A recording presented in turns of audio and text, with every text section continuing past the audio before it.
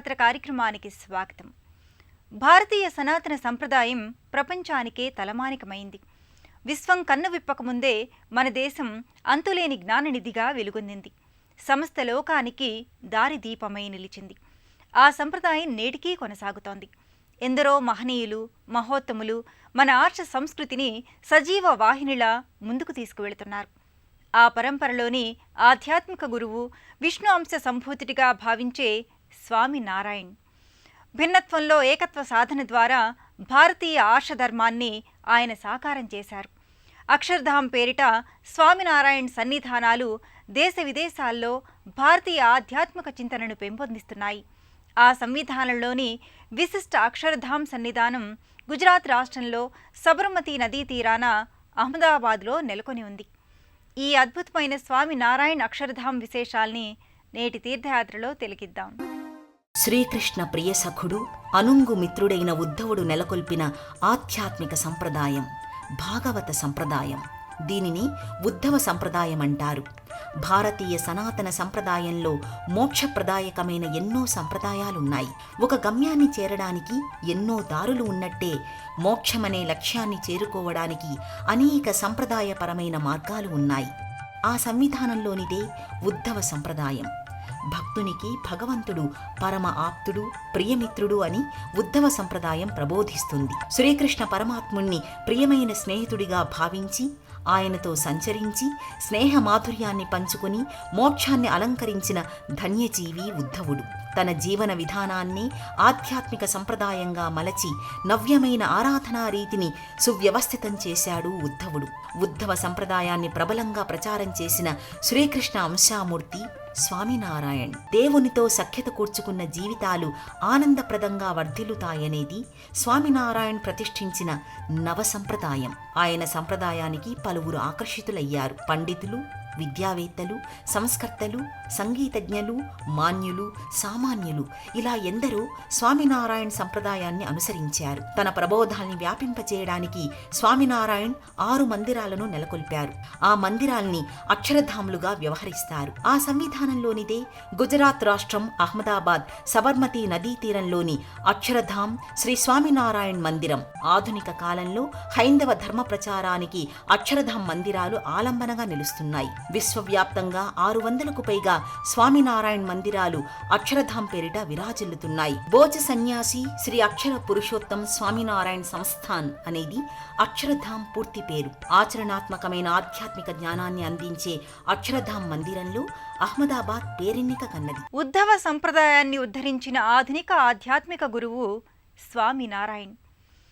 భక్తుడికి భగవంతుడే ప్రియమైన ఆప్తుడు. దైవాన్ని మించిన హితుడు లేడని స్వామినారాయణ్ తన బోధనలతో ఆకట్టుకున్నారు. స్వామినారాయణ్ పూర్వాశ్రమం పేరు ఘనశ్యామ్ పాండే. అందుకే స్వామినారాయణ్ను ఘనశ్యామ్ జీ మహారాజ్గా కూడా వ్యవహరిస్తారు. అహ్మదాబాద్లోని అక్షరధామ్ సుందర మందిరంలో ఘనశ్యామ్ పేరిట స్వామినారాయణ్ బంగారు దివ్యమంగళ విగ్రహం గోచరమవుతుంది. మోక్షధామం అక్షరధామం అంటారు. అక్షరధామ్ మందిర ప్రాంగణానికి చేరుకోగానే భక్తులు తన్మయానంద భరితులవుతారు. ప్రధాన మందిరంలో స్వామినారాయణ్ బంగారు విగ్రహం భక్తుల్ని ఆకట్టుకుంటుంది.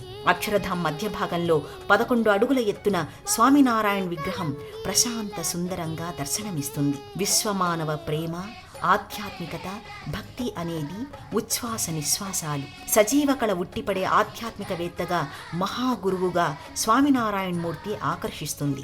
ఉత్తరప్రదేశ్లోని అయోధ్యకు సమీపంలో ఉన్న ఛాపయా గ్రామంలో 1781 ఏప్రిల్ 3వ తేదీన ఘనశ్యామ్ పాండే పేరుతో ఆయన జన్మించారు. నీలకంఠపర్ణిగా దేశాటన ప్రారంభించారు. పాదయాత్రలో 7 ఏళ్ల పాటు భరతభూమిని క్షుణ్ణంగా ఆకళింపు చేసుకున్నారు.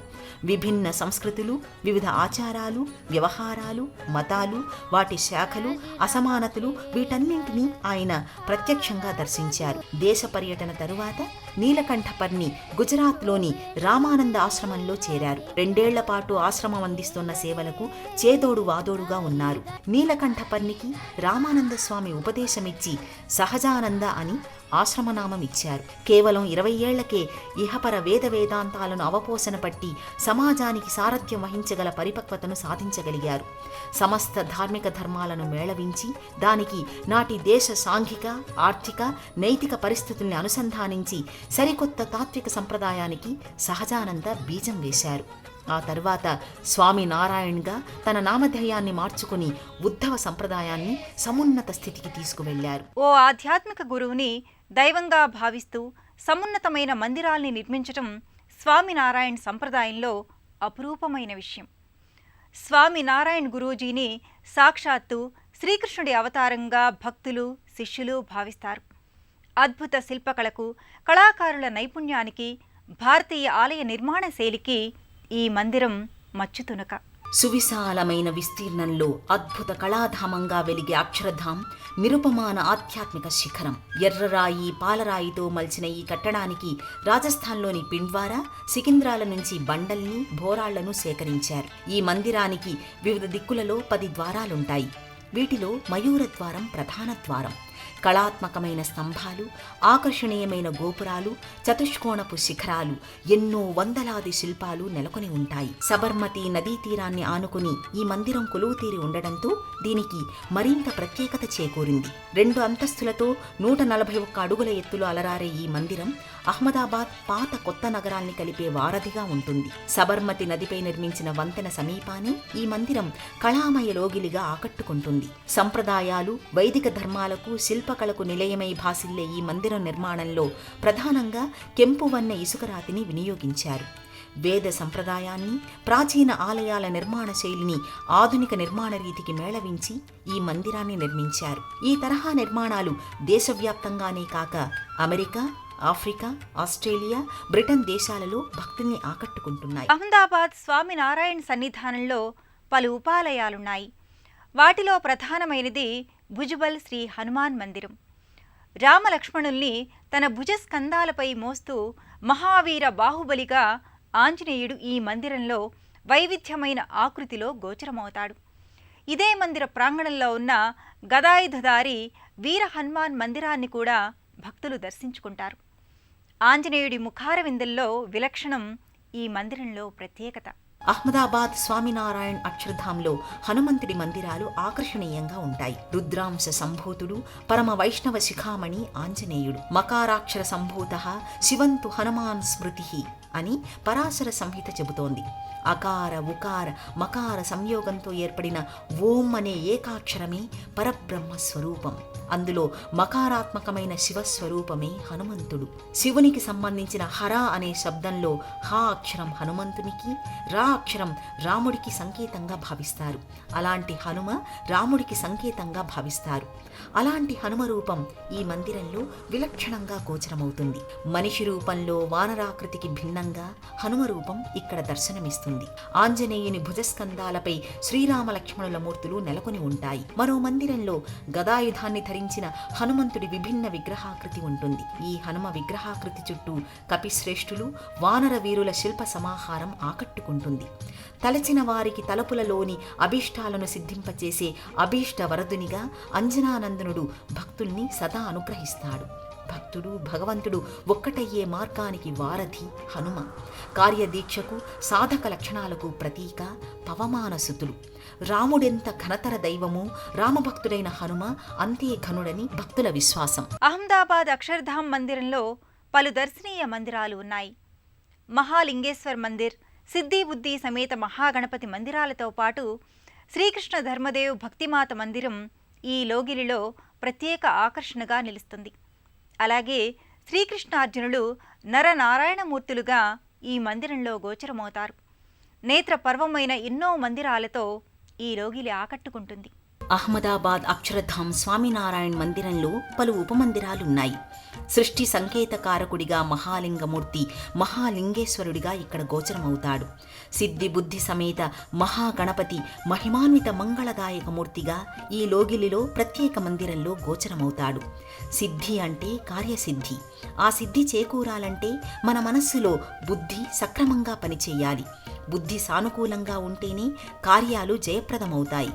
మహాగణపతి అనుగ్రహం వల్ల సిద్ధి బుద్ధి అనేవి జంటవరాలుగా చేకూరుతాయి. ఈ దివ్యధామ ప్రాంగణంలోనే శ్రీకృష్ణ ధర్మదేవ్ భక్తిమాత మందిరం పేరిట విలక్షణమైన మందిరం ఉంటుంది. ప్రత్యేక పాలరాతి పీఠంపై బంగారు వర్ణ లోహ మంటపం, 3 పాలరాతి మూర్తులు ముగ్ధ మనోహరంగా గోచరమవుతాయి. ధర్మదేవమూర్తి మీసకట్టుతో ధీర గంభీరంగా భాసిల్లుతుంది. శ్రీకృష్ణమూర్తి సుప్రసన్న వరదమూర్తిగా భాసిల్లుతాడు. భక్తిమాత భవ్య బంధురంగా అనుగ్రహ వరదాయకమూర్తిగా గోచరమవుతుంది. శ్రీకృష్ణుడు అర్జునుడు నరనారాయణమూర్తులుగా నవ్యమోహనంగా ఆకట్టుకుంటారు. సౌరాష్ట్ర ప్రాంతాన్ని సుసంపన్నం చేసే పావన జీవన నది సబర్మతి. ఎన్నో అద్భుతమైన చిరస్మరణీయమైన సన్నివేశాల్ని స్మృతుల్ని సబర్మతి పెనవేసుకుంది. జాతిపిత మహాత్మా గాంధీ ఆశ్రమం ఈ నదీ తీరాలనే కొలువుదీరి ఉంటుంది. అహ్మదాబాద్ పాత కొత్త నగరాల్ని కలిపే వారధి చెంతనే ఉన్న అక్షరధామ్ మందిర్ ఈ నగరానికి ప్రత్యేకతను ఆపాదిస్తూ తీర్థయాత్రికుల్ని పర్యాటకుల్ని ముగ్ధుల్ని చేస్తోంది. సబర్మతి నదీ తీరం మహాత్మా గాంధీ పాదస్పర్శతో పునీతమైన సన్నిధి. గాంధీ సేవాశ్రమం ఈ నదీ తీరం చెంతనే ఉంది.